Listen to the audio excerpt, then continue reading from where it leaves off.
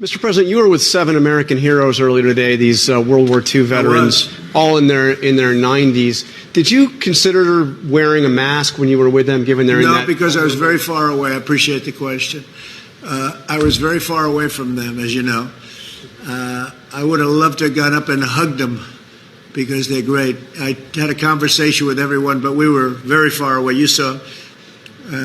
Plus, the wind was blowing so hard in such a direction that if the plague ever reached them, I'd be very surprised. It could have reached me, too. You didn't worry about me. You only worried about them, and that's okay, because I think they're so pure it will never happen, all right? They've lived a great life. But, no, the wind was howling, and I didn't see anybody with masks. I don't know, maybe there were, but they were great. I had conversations with them, but I was standing, as you noticed. Would you say I was quite far away?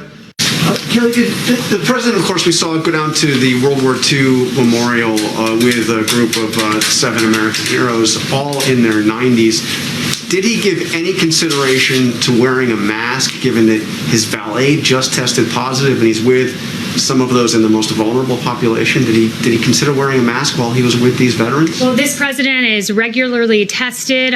This president will make the decision as to whether to wear a mask or not.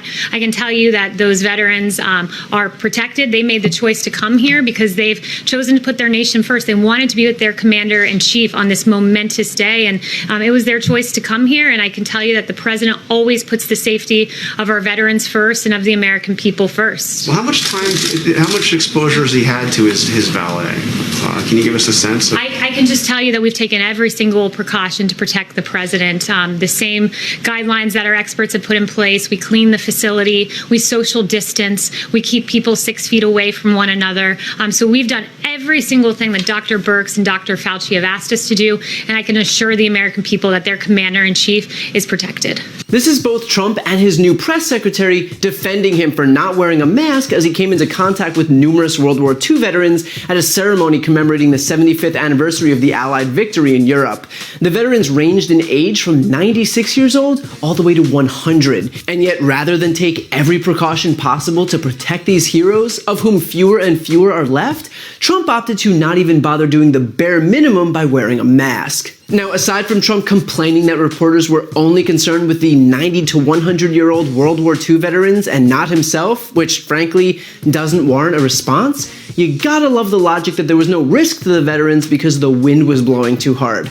Yup, can't think of any reason why strong winds would ever increase the risk of spreading a virus.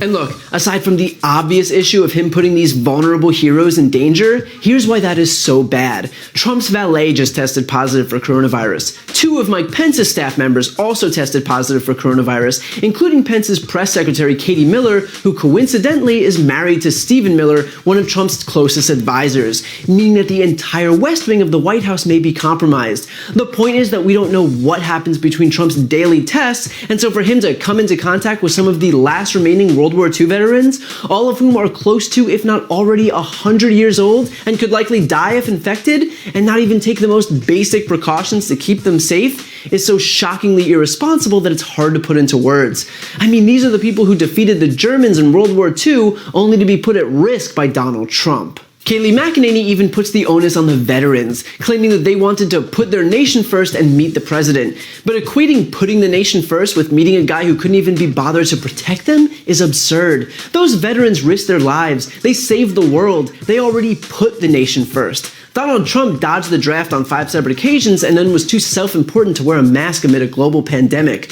Those two things are not the same. Here's the thing, for Trump, wearing a mask represents, I guess, having surrendered to science, and that is antithetical to Trump's brand, because deferring to science and reality would undermine his entire strategy of pretending that everything is fine and that he solved all of it, when in reality, his administration has shown the worst governmental response to the outbreak on the face of the earth.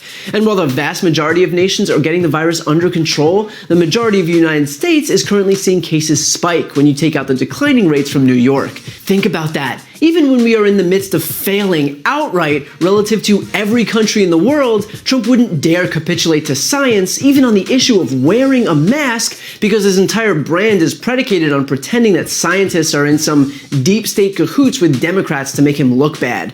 He will let Americans die in his desperation to let conspiracy theories like this one stay afloat. It also seemingly goes against his perverted idea of what strength is supposed to look like, and that is that he won't let the virus inconvenience him. He won't allow the virus to win by forcing him to alter his behavior, and so he'll just show the virus who's boss and will it into submission with sheer willpower and American exceptionalism, because that's how it works, right? So if Trump wants to put himself and his cohorts who've declared war on science at risk, more power to them. They can go lick handrails or whatever they need to do to prove to themselves that they're invincible. But when it comes to vulnerable Americans who are already at increased risk because of this administration's piss-poor handling of the crisis, not to mention World War II heroes, Trump should at least make a minimal effort to spare them from his partisan theatrics.